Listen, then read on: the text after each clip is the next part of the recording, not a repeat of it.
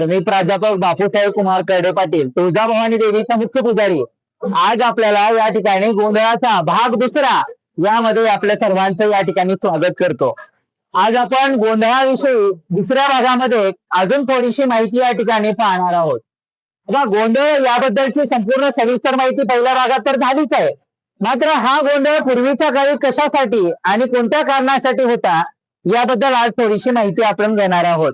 असं म्हणतात की आई तुळजाभवानी या संपूर्ण क्षेत्राची महाराणी आणि यामुळे संपूर्ण क्षेत्र हे तिच्या हाताखाली या ठिकाणी होतं.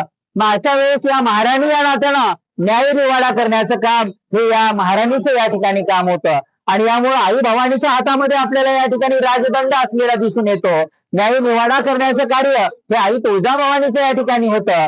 आणि मग भक्ताच्या ज्या घरामध्ये भांडण आहे, किरकिरी आहे, काहीतरी त्या ठिकाणी असेल तर अशा वेळेस ह्या निवाडा करण्यासाठी भक्त आई तुळजाभवानीचा दरबारी या ठिकाणी यायचा. आणि दरबारी आल्यानंतर तो डायरेक्ट आई तुळजाभवानीला या ठिकाणी भेटत नसे किंवा तो आपल्या घरानं डायरेक्ट तुळजाभवानी समोर मांडू शकत नसे. कारण आपल्याला माहितीये न्याय निवाड्याच्या पद्धतीमध्ये आज सुद्धा आपण पाहतो की जज असतो, हा जज आपला न्याय निवाडा करतो. परंतु कोणत्याही नागरिकाला डायरेक्ट जज पर्यंत या ठिकाणी आपलं म्हणणं मांडता येत नाही. यासाठी आपल्याकडे वकील असणं गरजेचं असतं. आणि म्हणून या ठिकाणी सुद्धा आपण पाहतो की न्याय निवाडा करण्यासाठी जज समोर आपलं म्हणणं मांडण्यासाठी आपण ज्या प्रकारे वकील या ठिकाणी देतो त्याच प्रकारे पूर्वीच्या कालखंडामध्ये सुद्धा हा जो गोंधळी आहे हा गोंधळी या ठिकाणी वकील म्हणून या ठिकाणी कार्य करत असे. आणि भक्ताचं जे काही घराणं भांडण तंटा जे काही असेल ते सगळे भक्त येऊन या गोंधळाकडे आपलं सगळं म्हणणं या ठिकाणी मांडत असतात. आणि मग हा जो गोंधळी आहे त्या भक्ताचं जे घराणं आहे हे घराणं सगळं आई तुळजाभवानीकडे मांडत असे. आणि मग अशा प्रकारे हे जे मांडण्याची पद्धत आहे यालाच या ठिकाणी गोंधळ असं म्हटलं जातं. आणि मग आई भवानी आहे त्या भक्ताचा न्याय निवाडा करायची आणि भांडण तंटे याच्यावरती न्याय करायची आणि त्या भक्ताच्या घरामध्ये परत सुख समाधान शांतता यायची. आणि अशा प्रकारे ही न्याय निवाडा करण्याची जी पद्धत आहे ही गोंधळामार्फत या ठिकाणी होत असे. आणि म्हणून तुळजाभवानीच्या दरबारीमध्ये हा गोंधळ या ठिकाणी प्रचलित झालेला आहे.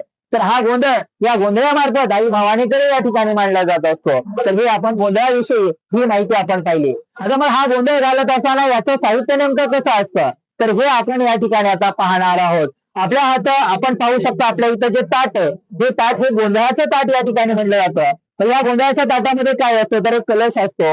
या कलशावर्षी नागवेलीचे जे पानं आहेत हे पानं या ठिकाणी असे ठेवले जातात, फुलं ठेवले जातात.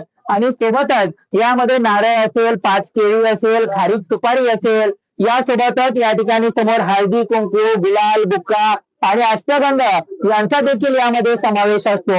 या ठिकाणी आपण पाहू शकता की भक्त येताना त्या नागवेली पाण्याचा या ठिकाणी हार करून या ठिकाणी आणतात आणि या मांडवाला या ठिकाणी घातला जातो. तर असं हे नागवेलीच्या पानाचं सोबतच या बाजूला जर आपण पाहिलं तर वाटीमध्ये आपल्याला तेल दिसून येतं. तर हे तेल म्हणजे ड्युटीसाठी तेल आहे. आणि भक्त ज्यावेळेस गोंधळ घालतो त्यावेळेस याचा तेल तो हळूहळू त्या ठिकाणी ड्युटीमध्ये सोडून ड्युटी त्या ठिकाणची प्रज्वलित राहते. तर अशा प्रकारे हे जे साहित्य आहे हे गोंधळाचं साहित्य आहे. मात्र हे गोंधळाचं साहित्य आपल्याला जर हवं असेल तर आधी तुम्हाला कल्पना देणं मात्र गरजेचं असतं. कारण अचानक आल्यानंतर मात्र एवढी सोय आपल्याला करता येत नसते. हेही भक्तांनी या ठिकाणी लक्षात घेतलं पाहिजे. तर हे आहे गोंधळाचं साहित्य. जय भवानी, जय शिवराय. बोला आई राजा.